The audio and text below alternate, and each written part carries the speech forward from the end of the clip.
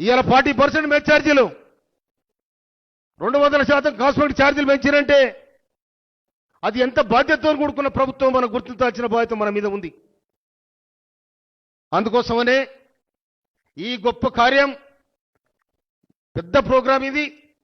ఇవాళ పిల్లలకు గౌరవనీయుల ముఖ్యమంత్రి రేవంత్ రెడ్డి గారి స్వహస్తాలతోని మన పిల్లలకు తట్టి దీవించి ఆశీర్వదించి ఈ పిల్లల భవిష్యత్తులో ఈ సమాజానికి వాళ్ళే దీపాలు కావాలని వాళ్ళకు సంకల్పం ఉంది. ఇంకొక మాట చెప్తున్నా నేను, ఒక ఇంట్లో, ఒక పేద ఇంట్లో ఒక గవర్నమెంట్ సర్వెంట్ ఉంటే ఆ ఇంటి దీపం ఉన్నట్టు లెక్క.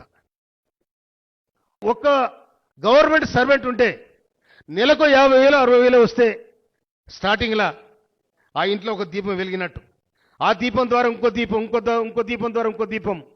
ఇట్లా నేను దాదాపు నా ఊర్లో ఇవ్వాల, నా గ్రామం, సొంత గ్రామం ధర్మారం, ఇవాళ 40 మంది పిల్లలకు అడ్మిషన్ ఇప్పించాను నేను. అది ఎనీ క్యాస్ట్, ఏ కులమైనా కానీ ఇది నా వృత్తిగా నేను భావిస్తాను. నేను ఇక్కడే కాదు, నా తుంగతుర్తి నియోజకవర్గంలో ఎవరు వచ్చిన పిల్లలకు అడ్మిషన్లు ఇప్పిస్తాను నేను అంత రిస్క్ తీసుకుంటాను.